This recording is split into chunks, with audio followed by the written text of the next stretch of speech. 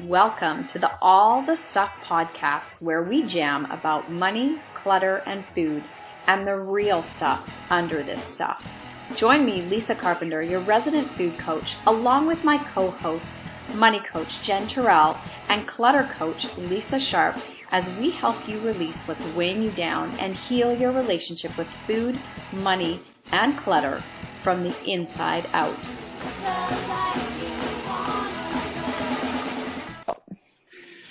Hi there, and welcome to All the Stuff. I am Lisa Sharp, your clutter expert, and I'm here with my co-host, Lisa Carpenter, who is our nutrition expert, and Jen Turrell, who is our financial money expert. And today, I wanted to talk about how to kind of get back on track. So we set up, January 1st rolls around, we're so totally overwhelmed with all of the stuff that we have been doing to ourselves in December in the name of fun and the holiday spirit and all of that. And then we get to New Year's and we all feel just gross because we've overdone it in some way and in some area of our lives. And we want to make this year our best year yet, right? We always say that. I love that. I love that we're so inspired and we're always so positive. But then it's third week of January, fourth week of January, and we're like, what did I say I was going to do? I kind of forgot. And then we get into that negative loop of, I'm never going to change. Why even bother? All those sort of negative thoughts. So what I want to talk about today is how do you recalibrate yourself? What sort of behaviors can you anchor the way that you want to move into your life? So before we hit record, Lisa and I were talking about this, and Lisa has a great take on it, and I'm going to let her jump in a second. But there are certain things that I think, even those of us that clutter is my thing, organization is my thing, that's what I teach. But sometimes in life, things just get kind of crazy, and sort of the normal routine that I would do to maintain all of that starts slipping and sliding all over the place. And I might have an influx of stuff, or there might be, an illness, and everybody's just down for the count in the household for a week, which is exactly what happened in my house last week. And what are sort of the fundamentals that we can do to kind of get back to where we are intending on going? So in money and in clutter and in food, I'm going to let Lisa go ahead and take her gloves off. I know, and just jump right into this, because I know she has a strong opinion herself. Wait, let's hit record before you do this, Lisa. Yeah, Lisa Carpenter. Okay, so I always have a lot of stuff to say about this topic because it's January, and I hate this time of year. I'm a nutrition coach, and I hate this time of year. In fact, I don't even open the doors of my program in January, specifically for the reason that I need to work with the women who are not going to get caught in that tidal wave of New Year's resolutions. Let's do this again. Because the whole mindset around I need to start over, I need to recalibrate is something that I've been working on for years and years, because there's this belief that I've fallen off the wagon. And I talk all the time about there's no wagon. There is no wagon. We're allowed to deviate from things that, were regular routine, and then we just begin again. But perpetuating this belief that we have to get back implies that, we've gone astray. And our kids are off school. That's not a normal routine for most of us. We navigate that. We don't go, oh my God, they're never going to be able to learn again now. They've had 2 weeks off. I'm hooped. We're back to square one. We better start with the alphabet. So that kind of, right? We never with your do 8th that, graders, right? Yeah. So why is it that we feel like if we've indulged a little bit over the holidays that we've completely screwed everything up? And we've got to start over. So I'm a big believer in begin agains, but begin again, start from where you're at right now today. It's not about looking back and measuring where you were at. It's saying, where am I today, and what do I need to do to take steps to move forward? And it really gets into, what do I really want for myself? Why do I want it? And the thing that I always preach inside my program is, how do you want to feel? Because the goal is never about the goal. It's not, I want to lose 20 pounds. Well, why do you want to lose 20 pounds? What about that inspires you? How do you believe you'll feel when you get there? What are you really chasing? So, if you've gone, a little bit sideways with your food, or that you've had more cookies and treats. Like I've got one client who said to me, she's an old EAT alumni, and she's so funny. She's like, it's interesting because December 26th, she's like, I'd like just no more cookies. Like for her, it's just automatic. And it's when we can get back to what were the things, how is all this extra food that I've been eating making me feel? And a lot of clients and women I'll speak to have this almost like this food hangover, right? They're feeling heavy. And I don't mean weight heavy. I mean like energetically heavy, because food impacts your moods. So they don't have as much energy. They're finding they're having a hard time getting out of bed. They might be starting to feel a little bit depressed and blue. And if you were to look back and say, what was I doing when I felt my best, when I had my most energy, when I was feeling really good in my skin? Oh, I was getting out of bed. I was preparing my food. I was making sure my fridge was filled with healthy stuff. So it's less about recalibrating and more about taking responsibility for how do I want to feel today and every day moving forward, and not having any residual emotion around what you did or didn't eat over the holidays. And that's what I mean about there being no wagon. Like, who gives a crap if you had 20 cookies, a whole fruit, what's that, fruit cake to yourself, and drank oodles of bottles of wine? Like, it doesn't matter. It's done now. So the guilt, the shame, the shitting why did I do that? Like, there's 0 point to it, and it'll keep you stuck. It's saying, where am I today? What do I need to do to just start feeling the way I want to feel? So, over the holidays, I said I wouldn't debt it all. I did add a little bit of debt. And you know what? I don't feel bad about it, because it's really not a big deal. I won't be adding any more debt, and I'll also be making sure that in January I double up on some of the stuff that I need to.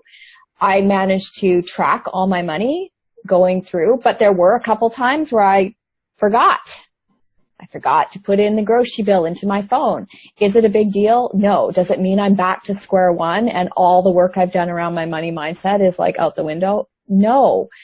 We need to give ourselves permission to be human. You're never going to do this perfectly, whether it's clutter, money. My husband's in a declutter mode now. I'm like, great. Here's my blow dryer. It died this morning. Throw it out. But, so for me, it's really just, I really sink into what is it that I need to do to make myself feel the way I want to feel. So feel responsible and feel empowered about money, feel empowered about food, be energetic. I know for me, when my house has less stuff in it now, I feel peaceful and more productive. So that's really important to me.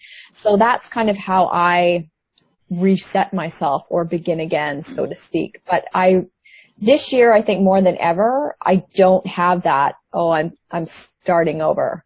Mm-hmm. And I think that the longer that you start to work on your food, your money, your clutter, the pendulum doesn't swing as wide. So there isn't this like huge swing before you have to, recenter yourself. I like to say that you're still going to swing, but you're not going to go that far off center before you say, okay, this is great. Like with Lisa, for instance, it's not going to be February before you start stocking your fridge with good stuff. And even through the holidays, I bet you are still much more mindful than you've ever been in the past.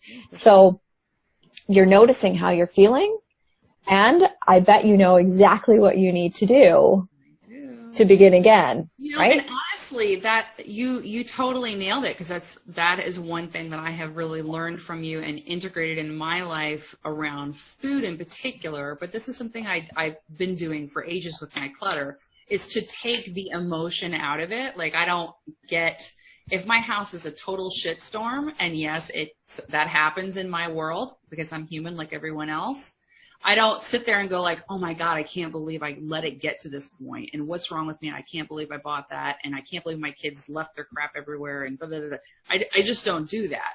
For me, it's like there's no emotion in that. It's just like, we just have to clean it up. okay. And then we just have to sort through it and get rid of the stuff that we don't want and put away the new things that came in and find homes for them. But we all kind of have our own little, our stories. So like around food, I have a lot of emotion. And over the holiday break, I definitely, oh man, I ate so much sugar. And really, but the thing that I kept coming back to is like, what do I need to do to make my body feel better? Because it isn't like, oh my God, I can't believe I ate all of that stuff. I ate the same stuff that everybody else ate. It's not like I went on a total bender. But I know that when I eat those things regularly, I don't feel well, like you said, especially my energy level. That's always the thing that surprises me the most. Like my energy level just goes way down, and no amount of pushing through makes me feel good, makes me feel like I've caught my second wind or whatever. The only thing that will make me feel better for a short period of time is another dose of sugar. Or caffeine. Or alcohol. Yeah, absolutely. All of the stuff that will keep you in that circle that's getting tighter and tighter and tighter, right? So like I know not to do that. So like, I've just been listening to myself. It's like, okay, I really need some clean protein. Yeah. I really need some water, and oh my God, give me a salad the size of Texas. Yeah. Because it's gone so far off.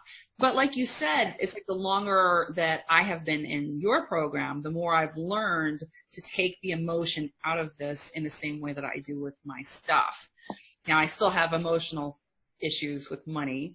But I've been working on that one for about 3 years now, and I can definitely, I know what my triggers are, and I can separate myself enough from the event than from my storyline. It's like I know that those are, this is just a thing that happened. This is just a group of numbers. This is just a problem to be solved, rather than, throwing up my hands and kind of just doing the screw it. Everything is, it's never going to get any better, and getting looped into that. And that's just a process. It takes a lot of practice to just give yourself some grace, pay attention to what are those gremlins, and how do those gremlins keep us looped in? Because those gremlins are like, haha, here's proof. And now we can keep doing this same behavior that we're not supposed to do. Right. So I mean, like they're there for a reason. They're protecting us from changing, even though what we're doing is really detrimental to ourselves. So I think, I really agree with you on the, just being kind to yourself, and that there is no starting over, because it's like, even if my house is crazy town for a month, I have the skills and I know how to put it back together again, just like I do with my money, like I know how to do with my food. It doesn't undo all of that knowledge that I have. It just means I have to go apply it. Yeah. I think it's really important to note as well that when we're coming off the holidays, or any time that you've really been into the treats and the goodies, and this applies to me as well, or the wine, whatever it is you're leaning towards.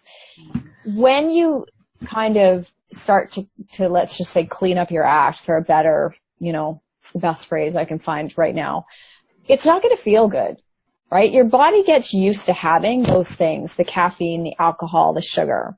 So even though you're craving today a salad the size of Texas and your protein, within 24, 48 hours, the sugar cravings will be through the roof. And this is where the rubber hits the road. And this is the part that people have a real challenge staying with, is you have to be willing to be comfortable being uncomfortable while you're changing your patterns. You have to be willing to ride out those kind of detox symptoms, for lack of a better word, before you'll feel better. Like, it's even proven, like, when people quit smoking, they're really good for the first, 5 days or so. And then as the nicotine levels really, really start to drop in their bodies, that's when the cravings start to kick back in. And that's when it's like the kind of white knuckle time. That's when you really have to, pull on that willpower. And I'm not a big fan of willpower, but there is a time for it. Mm-hmm. And that's when it's really important to be very connected with why it is you're making these changes, because it's going to kind of hurt a little before it feels better. Even going back to the gym, like who feels awesome at their first workout after they've been back for a while? It doesn't feel good. And I even love exercise. And the whole time I'm like in my head going, you love this. Your body loves this. We love this. This is good. You go 45 minutes, 20 minutes, right? Just to get over the hump. And once I've been back consistently, it does get easier. But I think we have an easy time indulging, and we have a harder time working through the discomfort of moving away from that. So. Yeah, for sure. And I'll interject here a little bit about, I think it's important for us to recognize that about ourselves, that it will be uncomfortable, and to plan for it. You know, like reaching out to a friend, talking to someone who is truly supportive of what it is that you're trying to accomplish, not just hanging out with the same people who are in the same loop that you've been in, the same behavior loop, because that'll, you know, there's your excuse right there. And then next thing you know, you're off the wagon, you know, in whatever capacity. It's like, we're just gonna, let's just go do some fun shopping, or, you know, let's go just have a drink. We deserve it. You know, we're so good at justifying this stuff, right? And you just have to just ride it out. So, you know, journaling, doing more exercise, getting outside, drinking more water, listening to music, maybe buying a CD for yourself that you like, that you know would make you feel really good and be fun to listen to when you really feel like crap. And dance too. And dance to it. Yeah. There are a million different things. I mean, that's just a tiny handful of ideas, but plan for it, because you're right. It ain't going to be pretty. Like today I'm like, I can do this. Tomorrow I'm going to be like, I would like extra cream and sugar in my coffee, and oh look, that thing of candy is open. I know myself. That is exactly what's going to happen. So I know, like, I need to break that habit. So for me, I will reduce I won't put any sugar in my coffee, but I will put some half and half in it, because that'll be like my baby step back to reality. And also not going and sitting and drinking my coffee in the same way that I normally do. So I might go for a walk, or sit outside, or read a book, or do something else while I'm drinking my coffee, something that kind of jars my own behavior patterns, because that pattern interrupter is really, really powerful. It's when we go back to the same thing. It's like, I used to smoke a million years ago, and like I knew, like, my triggers were like getting in my car. It was like, this is like the 80s and 90s, people. So, you know, but I knew that was going to be a really tough thing for me. So I had to figure out, you know, like I fumigated my car and cleaned my car from top to bottom, and, you know, try to change the behavior that I had in my car, because I knew that was going to be a really tough spot for me, but that my end goal was more important than being uncomfortable for a couple of weeks, and I did it. Mm-hmm. So, you know, thinking about quitting smoking, my triggers were my coffee and my alcohol. Yeah. So actually, and I quit a couple of times before I finally quit. The time I finally quit was when we were living off the grid out at our ranch, and it was an hour's drive to the nearest pack of cigarettes.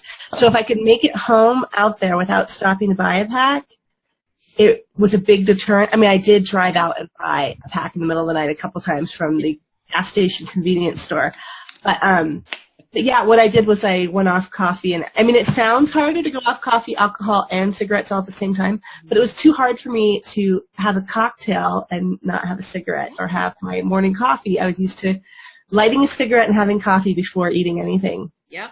And stopping that, breaking that, not having the coffee, helped me quit my cigarettes. But that seems like a million years ago to me now too. It's funny. I mean, it's more than a decade since I smoked cigarettes. So that's, gosh, that seems like a long time. But I love this. And you know what? I want to jump in on the part about having supportive friends, because I have to say, even though when we had our post-Thanksgiving episode, and I was like, oh my gosh, I didn't wear my jeans because my waistband was too tight, and I ate all the cheese. You know what, Lisa? Knowing, like, talking to you guys about that, knowing I was coming back and going to talk to you guys, my pendulum swung much less widely than it probably ever has before over Christmas.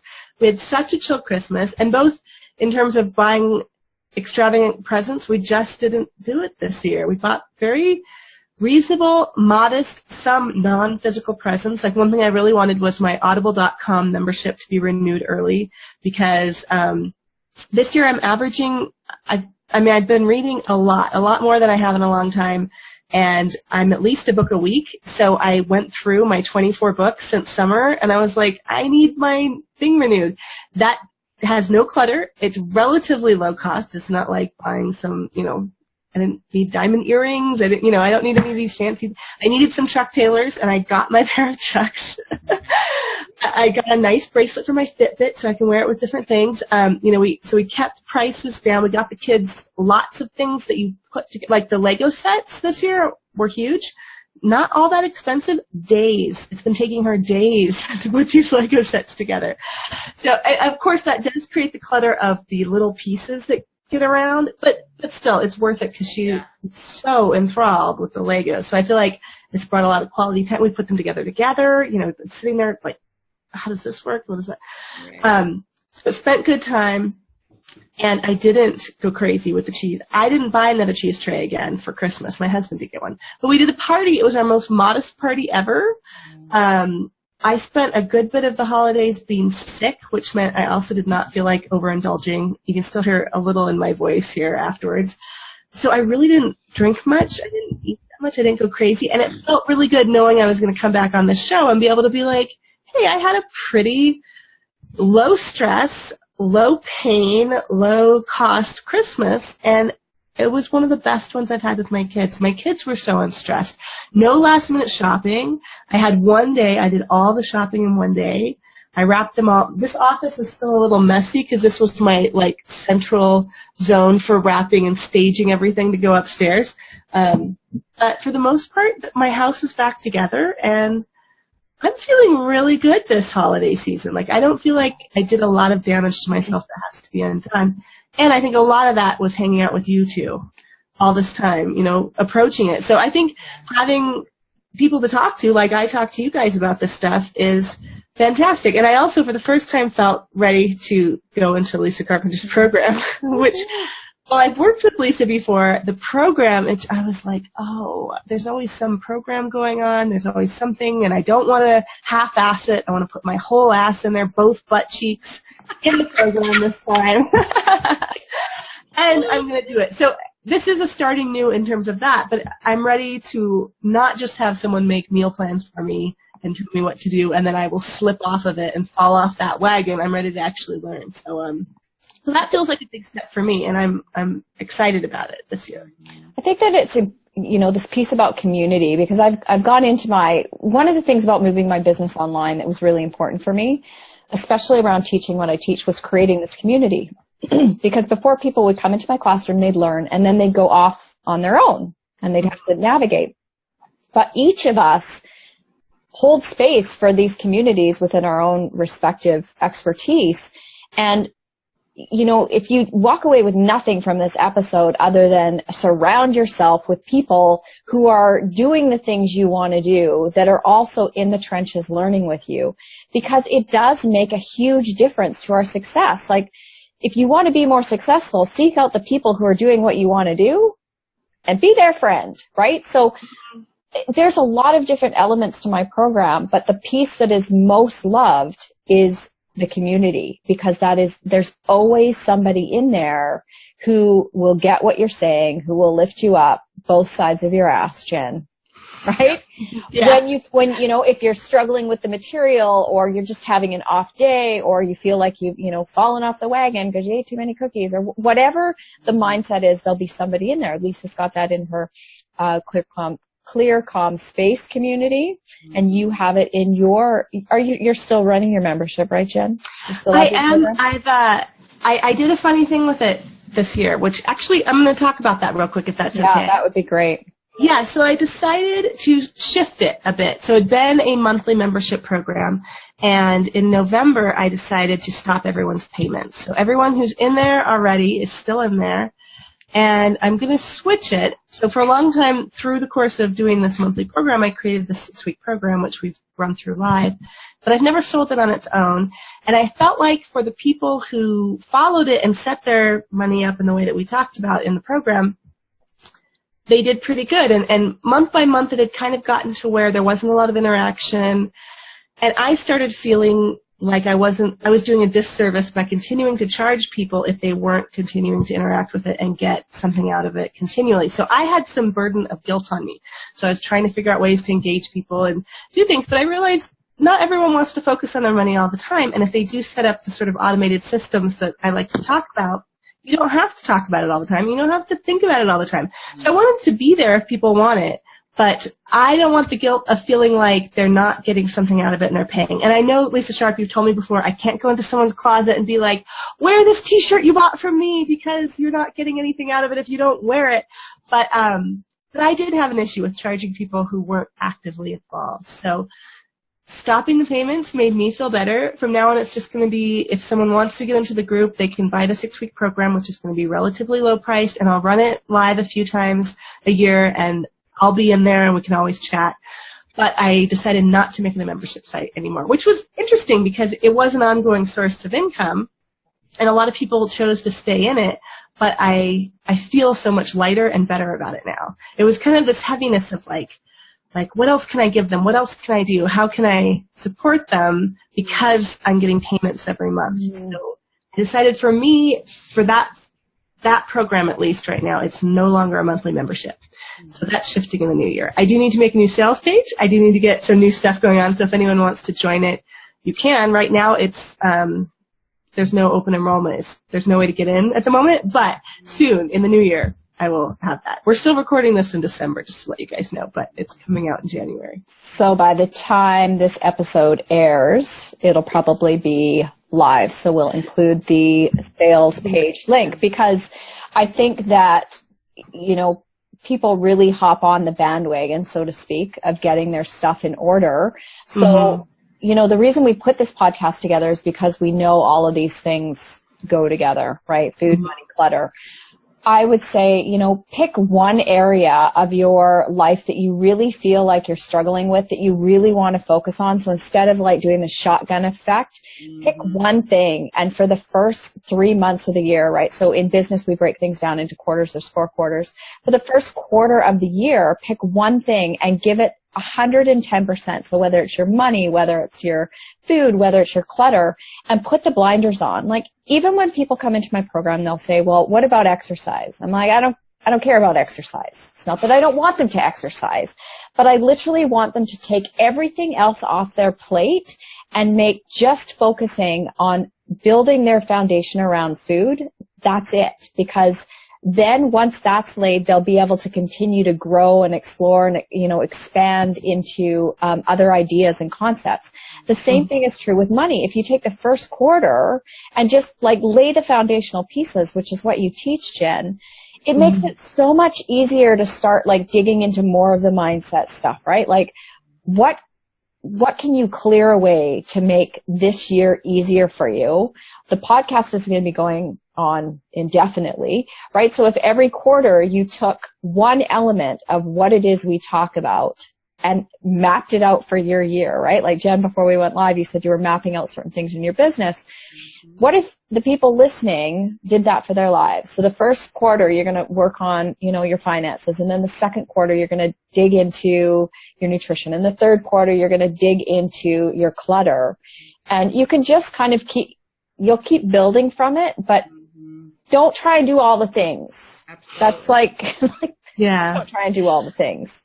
Well, and I do want to say, too, that this year, in the United States at least, the Fed did finally raise some interest rates. So if you do have a lot of debt and you want to get a program figured out to see exactly where you are and see how long it'll take you to pay off the revolving debt, at least, the credit card type debt, now is a great time to do it because with that going up, there's kind of knock-on effects will probably happen throughout the year. It will affect mortgages eventually, probably. I mean, again, I'm no future teller. I'm not trying to say what's going to happen for sure with the economy, with the new president. We have a lot of things, moving parts going on in terms of finances, but it's definite now that interest rates are going up on revolving credit. So it's a great time to get rid of it as much as you can. Jen, are you still working with women one-to-one as well if they need more hand-holding? Is that something? Well, I actually had shut that down for the last quarter of the year while we were finishing up selling our ranch and everything, but I am going to open that back up at the start of 2017 as well. So yeah, if anyone wants some particular time, some one-on-one attention, just really mapping that out, figuring out exactly what income stream pays what bills and what debt and how much you want to save and all of that, we could definitely work on that together. Mm-hmm. I like doing that. I've kind of took a break from it for a while, but it would be great to get back into it in the new year here. You're That's so awesome. Yeah, and the thing that Jen brings to this, which is so fantastic, because I've done all of this with Jen. Jen and I have looked at all of the pennies in my accounts and debts and all of that stuff before, and she really helped me kind of get a handle on like how I could improve and how I was doing really well, which was super helpful because we tend to only focus on the things that we think that we're kind of crappy at. And she was just like, oh, you're doing this well, you're doing this well. And I was like, really? But that hit home for me because so much of our lives is like so few people actually see the nuts and bolts of our individual lives, right? Like we're like doing a food log and showing it to somebody and taking pictures and measuring and all that kind of stuff. Having somebody come into your house online or in person and like I literally go through people's paperwork. I know all kinds of stuff. But there's something really affirming about working with someone that you trust who can see your life in a way that you can't see it yourself, can see all of the things that you are really exceptional at. And, we just get stuck on that, broken record of, I suck at this. This is a problem. This is a problem. This is a problem. This is a problem. And honestly, that's more of a habit than reality. Mm-hmm. And when you have somebody kind of like shine a light on that, it's like, oh, okay. And then all of a sudden together we can, forge a path forward. But it's so helpful. I even though I've been coached a million times and I have all these coaches, I'm still just sort of flabbergasted every time I work with a real pro who can show me my own stuff. And I'm like, oh, I think I'm a pretty self-aware person, but it's so helpful to have somebody on the outside who knows their stuff really lifting you up and getting you moving. It's fantastic. So, yeah. And I also think it's so nice to have someone to go, like just now when I was really proud of my Christmas pendulum swing, not being too wide, not bringing too much stuff in, eating pretty well, to have someone to go be like, hey guys, I did a good job, look. And, it reminds me of my 7-year-old being like, Mom, look at my, I did this at school. And everyone gets excited. And, having this group or our online Facebook group, all the Steph group, where people bring something and are like, look, or Lisa Carpenter too. There's one person in your Blueprint group who showed us photos of her dining room all ready for the holidays. And it was so beautiful. And she's shown other photos before photos around her house. And I was like, wow. I mean, this is someone with a larger house than most, so there's lots of room for lots of clutter. But seeing that dining room all ready for her family, I was like, that is beautiful. And I was so excited to cheer along with her. Just like, it's so empowering. It's empowering for us to show ourselves in a safe space, and it's really powerful to see how other people are doing things, because so much of our culture is sort of this veneer. We're only dealing with the top surface. And it's exhausting. It's just emotionally exhausting to stay on that level all the time. So getting to just show up and just say, this is me, this is what I'm doing, this is, working, not working, whatever, and being real with people, I think is invaluable. That's why the communities, all three of our communities, are so powerful. It's also really fun because it gives you that perspective, because we don't, like I said, we don't really show that to many people. So we think that we're doing it a certain way, but when you're in a group and you're all being honest about the same things, all of a sudden you're like, oh, I'm not that original. Oh, okay. A lot of people are dealing with this. A lot of people have these same problems. And it's not just me, and I'm not that much of an oddball, because the truth is we have far more in common than we don't. So absolutely. I think that's fantastic, yeah. Now, your membership is open as well, Lisa. Yeah, my membership is always open. Yeah. So, and we sort of have the same modules, like Jen was talking about in her program, where you come in like in January, we work on the bedroom, and then we go, we do that for like 3 weeks, and then we work on clothes, and then we work on kitchen and dining room, and we go through the whole house systematically, but all of that content is available. So once it's been released, then so you don't have to do it in time. It is really fun to get to do it with other people at the same time, but sometimes it just doesn't work that way. Sometimes life, like you said, Jen, it's like you don't want to work on your money all the time. You don't want to work on your food all the time. So picking a quarter where you can kind of buckle down and really focus on, the key areas of your life, and in particular, like in your home, your kitchen might be a real bottleneck for your life. That might be a real source of stress because you can't cook in the way that you want to, which is making it more difficult to eat the foods that you really know that would make your body feel better. So that would be a really good place to pick. Or your bedroom, because your love life is not so hot and you'd like to improve it. That's a really good place, So it doesn't really matter.